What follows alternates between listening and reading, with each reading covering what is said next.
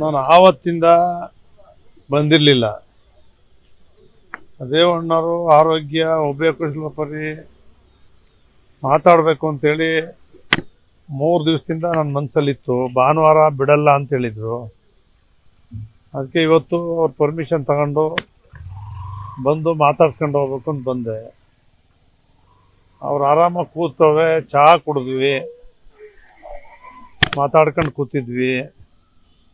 ಹಳೆ ವಿಚಾರಗಳೆಲ್ಲ ಮಾತಾಡ್ತಾಯಿದ್ರು. ಅವ್ರಿಗೆ ಇವತ್ತು ಅಭಿವೃದ್ಧಿ ಕಾರ್ಯಕ್ರಮಗಳ ಬಗ್ಗೆನೇ ಚಿಂತೆ. ಅವ್ರಿಗೆ ಒಂದೇ ಯೋಚನೆ, ನಾನೇನು ತಪ್ಪು ಮಾಡಿದ್ದೀನಿ, ನಾನು ನಿಜವಾಗ್ಲೂ ಆ ಸಂಬಂಧನೇ ಇಲ್ಲ, ಮಾತಾಡ್ಸಿಲ್ಲ, ಆ ಅಮ್ಮನ ಜೊತೆ ಮಾತಾಡಿಲ್ಲ. 6 ವರ್ಷ ಆಗಿದೆ. ನಾನು 6 ವರ್ಷಕ್ಕೂ 6 ವರ್ಷ ಆಗಿದೆ. ನನ್ನನ್ನು ಸೇರಿಸಿ ನನಗೆ ಹಿಂಗೆ ಮಾಡಿದ್ದಾರೆ. ನಾನು ತಪ್ಪು ಮಾಡಿದರೆ ನನಗೆ ಶಿಕ್ಷೆ ಕೊಡಲಿ, ಇನ್ನೂ ಶಿಕ್ಷೆ ಕೊಡಲಿ, ಅನುಭವಿಸ್ಬೋದಾಗಿತ್ತು. ನಾನು ಏನೂ ತಪ್ಪೇ ಮಾಡಿದೆ, ನನಗೆ ಈ ಶಿಕ್ಷೆ ಕೊಟ್ಟರಲ್ಲ ಅಂತಕ್ಕಂಥ ಒಂದು ಕೊರಗು ನೆನೆಸ್ಕೊಂಡಾಗ ಸ್ವಲ್ಪ ಅವ್ರಿಗೆ ಮನಸ್ಸಿಗೆ ದುಃಖ ಪಡ್ತಾರೆ. ತುಂಬ ನಾನು ತಪ್ಪು ಮಾಡಿದೆ, ನನಗೆ ಶಿಕ್ಷೆ ಆಗಲಿ, ನಾನೇನು ತಪ್ಪು ಮಾಡಿದೆ, ನನಗೆ ಈ ಶಿಕ್ಷೆ ಕೊಟ್ಟರಲ್ಲ ಅಂತ ಸ್ವಲ್ಪ ಕಣ್ಣೀರು ಹಾಕಿದರು. ಒಂದು 10 ನಿಮಿಷ, ಒಂದು 5 ನಿಮಿಷ ನಾವು ಭಾಳ ಹೊತ್ತು ಇದ್ವಿ. ಆಮೇಲೆ ತಿರುಗಿ ಮತ್ತೆ ರಿಪೀಟಾಗಿ ಅವ್ರ ಹಿಂದೆ ಕೆಲಸಗಳು ಮಾಡಿದ್ದು, ಹೈಸ್ಕೂಲ್ ಮಾಡಿದ್ದು, KV ಸ್ಟೇಷನ್ ಹೆಂಗಿದ್ದಾವೆ, ಬ್ರಿಡ್ಜ್ಗಳು ಹೆಂಗಿದ್ದಾವೆ, ಎಲ್ಲ ಏನೇನು ಕೆಲಸಗಳು ಮಾಡಿದರು, ರಾಜಕೀಯ ವಿಚಾರಗಳು, ರಾಜಕೀಯದಲ್ಲಿ ನಾವೆಲ್ಲೆಲ್ಲಿ ಎಡಗಿದ್ದೀವಿ, ಸರ್ಕಾರದ ಸಂದರ್ಭದಲ್ಲಿ ನಮ್ಮ ಕಾರ್ಯಕರ್ತರಿಗೆ ನಾವು ಹೆಚ್ಚು ಏನು ಮಾಡ್ಲಿಕ್ಕಾಗಲಿಲ್ಲ. ಶಾರ್ಟ್ ಟೈಮ್ ಅಧಿಕಾರ ಬಂತು, ಅಧಿಕಾರದಲ್ಲಿ ಬಂದವರೆಲ್ಲ ಹೋದರು, ಯಾರ್ಯಾರು ಮಂತ್ರಿಗಳು ಮಾಡಿದವರೆಲ್ಲ ಹೋದರು. ನೀವು ಗೌಡ್ರಿಗೋಸ್ಕರ ನಮ್ಮ ಪಕ್ಷ ಉಳ್ಕೊಂಡು ಗೌಡ್ರಿಗೊಂದು ನೆಮ್ಮದಿ ಕೊಟ್ರಿ ಅಂತಕ್ಕಂಥದ್ದು ಈ ಆಲೋಚನೆಗಳನ್ನು ಮಾತಾಡ್ತಾ ಕೂತಿದ್ವಿ. ತುಂಬ ಚೆನ್ನಾಗಿದ್ದಾರೆ. ಪ್ರಜ್ವಲ್ ವಿಚಾರ ಏನು ಮಾತಾಡಲಿಲ್ಲ, ಅವರು ಏನು ಹೇಳಲಿಲ್ಲ. ಪ್ರಜ್ವಲ್ ವಿಚಾರ ಏನು ಮಾತಾಡಲಿಲ್ಲ, ಬರೀ ಇವ್ರ ಬಗ್ಗೆ ಅಷ್ಟೇ ಚಿಂತೆ ಇದು ಮಾತಾಡಿ. ನವೀನ್ ಕೂಡ ಮತ್ತೆ ಕಾರ್ತಿಕ್ ಕೂಡ ಇನ್ನೂ ಅರೆಸ್ಟ್ ಆಗಿಲ್ಲ, ಬೇರೆ ಎಲ್ಲ ಅರೆಸ್ಟ್ ಆಗಿದ್ದಾರೆ. ಅದು SIT ಅವರು ತನಿಖೆ ಮಾಡ್ತಾರೆ. ಅವ್ರಿಗೆ ನಮಗೆ ಅವ್ರ ಮೇಲೆ ನಂಬಿಕೆ ಇದೆ. ನಾವು CBI ಕೂಡ ಅಗತ್ಯ ಇಲ್ಲ ಅಂತಕ್ಕಂಥ ಮಾತನ್ನು ಮುಖ್ಯಮಂತ್ರಿಗಳೇ ಹೇಳಿದ್ದಾರೆ. ನಮ್ಮ ಪೊಲೀಸರ ಮೇಲೆ ನಂಬಿಕೆ ಇದೆ, ನ್ಯಾಯಯುತ ಮಾಡ್ತೇವೆ ಅಂತ ಪದೇ ಪದೇ ಹೇಳ್ತಿದ್ದಾರೆ. SIT ಅವರು ಆ ಕೆಲಸ ನೋಟಿಸ್ ಕೊಡ್ತಿದ್ದಾರೆ, ಮಾಡ್ತಿದ್ದಾರೆ.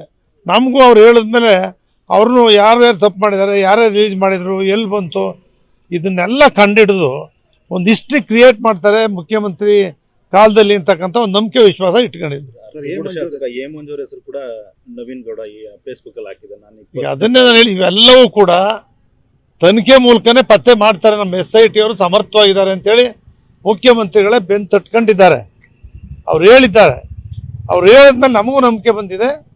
ಯಾರ್ಯಾರು ರಿಲೀಸ್ ಮಾಡಿದ್ದಾರೆ ಅವ್ರು ನಡೀತಾರೆ, ಪ್ರಾರಂಭ ಮಾಡಿದಾರಲ್ಲ, ಅಟ್ಲೀಸ್ಟ್ ಪ್ರಾರಂಭ ಮಾಡಿದವ್ರನ್ನೆಲ್ಲ ತನಿಖೆ ಮಾಡಿ ಮಾಡ್ತಾರೆ ಅಂತಕ್ಕಂಥ ಅವ್ರ ಮೇಲೆ ನಮಗೆ ಅಚಲವಾದ ನಂಬಿಕೆ ವಿಶ್ವಾಸ ಇದೆ. ಎಲ್ರದ್ದು ಹೊರಗಡೆ ಬರುತ್ತೆ, ಸ್ವಲ್ಪ ಕಾಯಬೇಕಷ್ಟೆ. ಅದು ನ್ಯಾಯಾಲಯದಲ್ಲಿದೆ, ಪರ ವಿರೋಧ ವಾದಗಳು ನಡೀತಾ ಇದ್ದಾವೆ.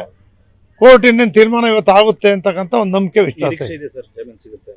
ಇವತ್ತು ನಿಮ್ಮದೇ ಮಾಧ್ಯಮಗಳಲ್ಲಿ ಬಂತು, ಅಮ್ಮ ಹೇಳಿದ್ದಾರೆ ನಮಗೇನು ಸಂಬಂಧವೇ ಇಲ್ಲ ಅಂತಕ್ಕಂಥದ್ದನ್ನು. ಅದ್ರ ಜೊತೆ ಹುಣಸೂರಲ್ಲಿ ನಿಮ್ಮ ವಿಸ್ತಾರ TVನಲ್ಲಿ ಅವ್ರ ಎಳೆಯ ಮಗಳು ಕೂಡ ನಮ್ಮನೇಲೇ ಬಂದಿದ್ದವ್ರು ಇದ್ದದ್ದು, ನಮ್ಮ ಅತ್ತೆ ನಮ್ಮನೆಯಿಂದ ಬಂದು ಕರ್ಕೊಂಡು ಹೋದ್ರು ಅಂತಕ್ಕಂಥ ವಿಚಾರನೂ ಕೂಡ ಮಾಧ್ಯಮದಲ್ಲಿ ಹೇಳಿದ್ದಾರೆ. ಇದೆಲ್ಲನೂ ಕೂಡ ಈ ಮೂಲಕ ಇದೆಲ್ಲವೂ ಸಾಬೀತಾದರೆ ಅವ್ರಿಗೆ ಬಿಡುಗಡೆ ಆಗುತ್ತೆ. ಆರೋಗ್ಯದಲ್ಲಿ ಸ್ವಲ್ಪ ಸಮಸ್ಯೆ ಇತ್ತು ಅಂತ ತುಂಬ ವಿಚಾರವನ್ನು ಸ್ವಲ್ಪ ಯೋಚನೆ ಮಾಡಿದ್ದಾರೆ. ಯಾವತ್ತೂ ಕೂಡ ಅವರು ದೇವರು ಭಕ್ತಿ ಇದಿದ್ದವರು. ನನಗೆ ಈ ಸ್ಥಿತಿ ಆಯ್ತಲ್ಲ ಅಂತಕ್ಕಂಥ ಸ್ವಲ್ಪ ಕೊರಗಿದ್ದಾರೆ, ಸ್ವಲ್ಪ ನೋವು ಮಾಡ್ಕೊಂಡಿದ್ದಾರೆ. ಆದರೂ ಕೂಡ ಇವತ್ತಿಗೂ ಬರೀ ಚಿಂತನೆ ಅವ್ರದ್ದು ಏನಪ್ಪ ಅಂದರೆ ಅಭಿವೃದ್ಧಿ ಕೆಲಸಗಳದೇ ಅವ್ರಿಗೆ ಚಿಂತೆ.